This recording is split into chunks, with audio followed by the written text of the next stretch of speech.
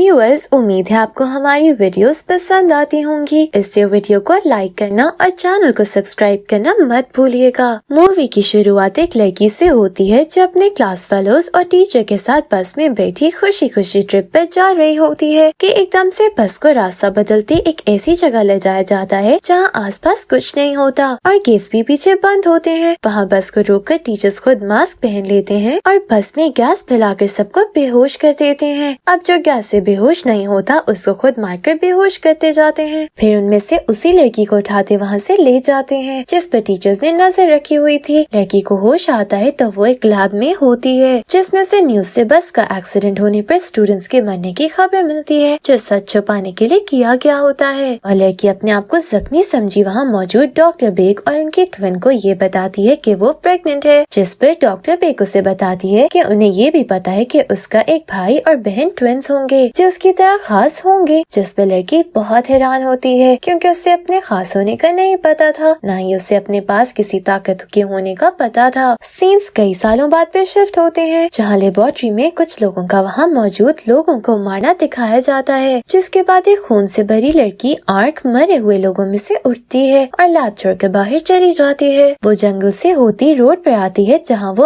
आगे बढ़ रही होती है कि एक गाड़ी उसके पास से होकर गुजरती है। फिर उसे रोड पर देख के वापस आती है और उस गाड़ी में गुंडे होते हैं जो आर्क को इससे किडनैप कर लेते हैं क्योंकि उन्होंने पहले एक लड़की काइंग किडनैप कर रखी है और वो उसे मारने से पहले कोई गवाह नहीं छोड़ना चाहते, इसलिए वो आर्क को भी काइंग के साथ ले जाने के लिए पकड़ लेते हैं। काइंग आर्क को वहाँ से निकलवाने की कोशिश करती है लेकिन गुंडे आर्क के उनकी नंबर प्लेट और गाड़ी की निशानियाँ बताने की वजह से उसे काइंग के साथ ही मारने का फैसला करते हैं। लेकिन जब वो और उसका साथी आर्क के मना करने के बावजूद आर्क को हाथ लगाते हैं तो आर्क अपनी टेलीकाइनेसिस की ताकत इस्तेमाल करती है जिससे इंसान दिमाग में सोचे नामुमकिन काम भी मुमकिन कर देता है। उस ताकत के इस्तेमाल से आर्क गाड़ी का एक्सीडेंट करवा देती है। काइंग गाड़ी से बिल्कुल ठीक निकलती है तो उसे आर्क के गुंडे को मारने के लिए तैयार दिखती है, जिस पर वो उसे रोके गुंडे के मोबाइल से उसके लिए एम्बुलेंस को कॉल करी थी। खुद आर्क को साथ लिए जंगल में दूर चली जाती है जिधर वो अपने डॉक्टर अंकल को कॉल करके बुलाती है। अंकल के आने पर आर्क को एकदम से कुछ आवाजें आती हैं और उसके नाक से खून निकलने लग जाता है, जिसके बाद वो कमजोर हुई वहीं पे होश हो जाती है। जो देखते हुए अंकल और काइंग उसे अपने साथ ले जाते हैं और अंकल आर्क पर सर्जरी करके उसके अंदर मौजूद एक्सपेरिमेंट करने के लिए डाली चीजें और गोलियां निकालते हैं, जो देखकर उन्हें बहुत हैरान की होती है कि इतनी गोलियों के बावजूद आर्क कैसे जिंदा है और उन्हें आर्क के खास होने का अंदाजा हो जाता है। साथ ही अंकल आर्क के अंदर एक चिप भी देखते हैं जो वो बहुत अंधे होने की वजह से नहीं निकाल सकते। अंकल आर्क को बेहोश किए वहीं रेस्ट के लिए छोड़ते हैं और काइंग से बात करने जाते हैं, जिनकी बातों से पता चलता है कि काइंग के डैड की एक जमीन है जो लेने के लिए योंग काइंग पर दबाव डाल रहा है, जिस पर ना मानने की वजह से उसने काइंग को किडनैप किया था। काइंग जो कुछ महीनों से कोरिया आई हुई थी उसे योंग की धमकियों की आदत हो गई थी, इससे वो टेंशन लिए बगैर आर्क को लिए अपने घर जाती है जिधर उसका भाई डाई भी रहता है, जो काइंग से इससे नाराज है क्योंकि काइंग उनके डैड और उसे छोड़कर कोरिया चली गई थी और अब डैड के मरने के बाद वो जमीन के लिए लड़ने आई है। काइंग डाई से लड़कर आर्क को अपने कमरे में सोने के लिए छोड़ जाती है। दूसरी तरफ दिखाया जाता है कि लेबोरेटरी जिस इंस्टीट्यूट का हिस्सा थी उसका हेड जैंग अपनी आंट और आर्क के प्रोजेक्ट को स्टार्ट करने वाली बेग के पास जाता उसे बताता है कि लेबोरेटरी के अंदर से किसी ने हमला किया था और बचकर सिर्फ आर्क भागी है, जिस सुनकर बेग परेशान हुई एक कैप्टन हाइन को बुलाती है जो अपने साथी जॉन के साथ बेग के पास आती है। बेग उन्हें बताती है कि आर्क और उसकी बहन यून उनके बड़े प्रोजेक्ट का हिस्सा थे जिसकी उसकी बहन ने बहुत तैयारी की थी और जिसके लिए बड़ी मुश्किल से खास ताकत रखने वाली लड़की मिली थी, जिसके बच्चे को निकाल कर उन्होंने खुद इसका ताकतवर जुड़वा बनाया था जैसे वो पहले भी बहुत दफा कर चुके हैं। लेकिन अब यून गायब होने के बाद पैसे कमाने के लिए अपनी ताकत इस्तेमाल कर दी फेमस हो चुकी है, जिस वजह से वो उसे पकड़ नहीं सकते और आर्क जो कि ज्यादा ताकतवर जुड़वा है वो लैब में सबको मारकर भाग गई है, जिस वजह से बेकअप चाहती है कि हाइन आर्क को मार दे क्योंकि उसके ख्याल में इतनी ज्यादा ताकत रखने वाले को जिंदा नहीं रहना चाहिए। इसलिए बेक हाइन को एक डिवाइस देती है जिससे आर्क के अंदर मौजूद चिप के जरिए उसको ट्रैक किया जा सकता है। हाइन जॉन के साथ वहाँ से आर्क को ढूंढने निकलती है कि उनका कुछ लोग पीछा करते हैं, जिनसे लड़ाई करते देखकर पता चलता है कि सिर्फ हाइन ही नहीं बल्कि जॉन और इससे लड़ने वाले लोग सब अलग अलग ताकत रखते हैं और हाइन उनको जॉन से बिठवाकर उनके बॉस को खुद आने का पैगाम दिए वहाँ से निकल जाती है। इधर आर्क हाइन के कमरे में बैठी सोचों में गुम होती है कि उसको चक्कर आते हैं और नाक से खून निकलने लग जाता है और उसे कोई औरत पानी में दिखती है जिसके बारे में सोचे बगैर वो आवाज आने पर उसे कोई घर के करीब आता महसूस होता है। और जब वो बालकनी से निकलकर देखती है तो योंग अपने गुंडों के साथ गाड़ियों से निकलता है। योंग काइन के सामने आता है और इसे आराम से जमीन उसे देने का कहता है, जिस पर इनकार करने पर वो गुंडों को कहकर काइन को पकड़वाता है और घर चेक करवाता है जिधर कोई नहीं होता। फिर काइन के हाथ से गोली लेकर दूर फेंकता है और इसे धमकी देता है, जो सुनकर भी काइन योंग को जमीन देने पर तैयार नहीं होती, क्योंकि वो अपने डैड की जमीन के लिए कत्ल करने वाले योंग को किसी हाल में भी जमीन नहीं देना चाहती।